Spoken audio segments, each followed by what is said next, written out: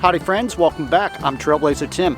Today I'm going to show you 10 super cool uses you can get out of your trekking poles besides hiking. So it's a no-brainer that trekking poles are designed for exactly what they're called, trekking or hiking. But did you know that trekking poles are also good for many other things? Let's see how.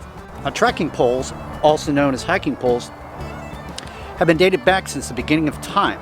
Trekking poles are a great way to get yourself in shape when you're out hiking, not to mention the fact that they're also really great to use to take stress off of your knees and your lower back. With a little bit of practice, you can turn yourself into a 4x4 hiking machine. Did you know that they're also great sources probing the ground for dangers such as quicksand, ice, snow, or deep water? They're also incredibly useful when it comes to needing to clear a path in front of you, not to mention clearing out those pesky spider webs so you don't land them in your face. They can also be quite handy in a pinch if you happen to wander up on a wild animal in the woods. By simply taking your trekking poles and making yourself look larger than what you are, you can generally scare off these wild critters. Chug, one, get, one, go, go. Now, I by no means think that it's a good idea to try to use one of these trekking poles to fight one of these wild animals, because that's not what they're meant for. Let's say you're out hiking and all of a sudden you get caught in one of the afternoon thunderstorms. Now you're completely soaking wet. You find somewhere to make yourself a shelter, but you got wet clothes. How are you going to get them dry? Take one of your trekking poles and hang them up between two tree limbs, like so, or devise something inside of your shelter.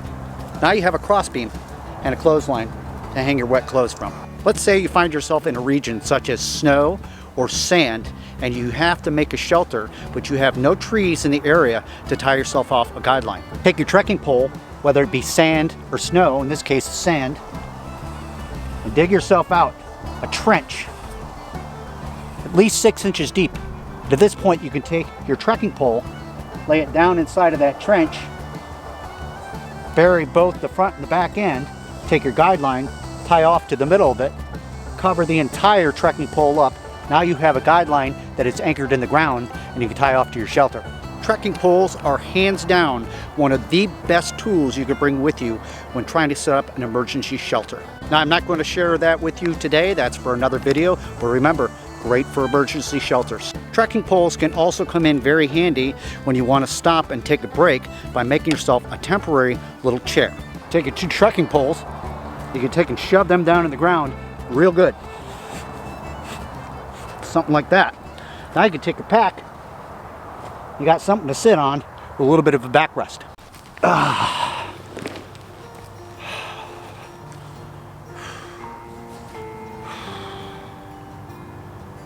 Now, a great deal of people, when they're out hiking or in the outdoors, they love photography.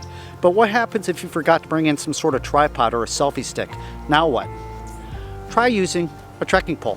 Here's how. Take the end of your trekking pole, grab your smartphone, place it over top, kind of like that. You see that?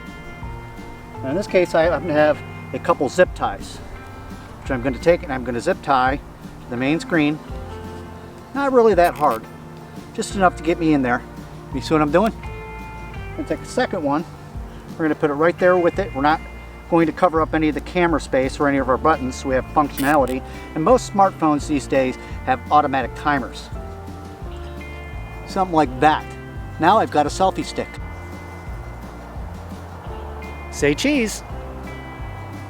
So what if the unthinkable happens? You're hiking and you twist your knee or your ankle, or worse yet, crack a bone. Take a trekking pole and use it as a splint. Something that is going to at least stabilize that injury in one way or another. That's why it's good to bring extra stuff with you when you're in this woods such as that.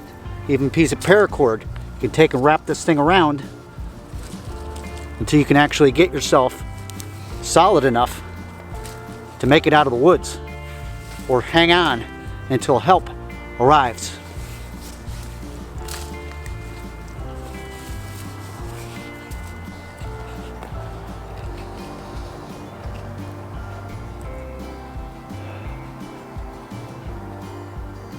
brings us to our next useful tip when it comes to using trekking poles. Okay, so we just hurt our leg, we had to make ourselves a splint, or we're stuck out in a remote area and there's nobody around and we got a signal for help.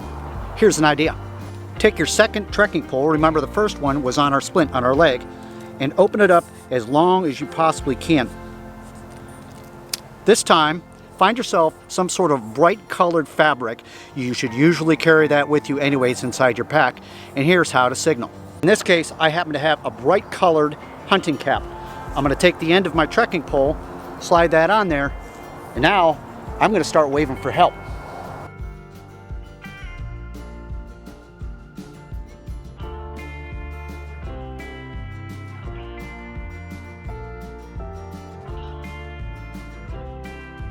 Now I just heard a plane go over. That's exactly why we did this whole distress signal thing.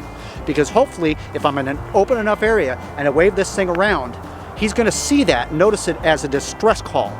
And at that time, call my coordinates in, hopefully, to be rescued. Real quick, a couple bonus uses for trekking poles. If you happen to have the right stuff in your pack and you're a little bit ingenuitive, you could probably end up turning this thing into some sort of a fishing pole if you're by water and you need to find something to eat. Second of all, speaking of water and trekking poles, you could probably find yourself something like bamboo or a palm frond or something and secure it to the end of here if you had to make yourself some sort of an emergency raft and use it as a paddle. Well, hey, that's all the time we got for this one. Thanks so much for hanging out and watching the video. Hopefully you learned something. The everyday trekking pole has so many uses that people don't even think twice about.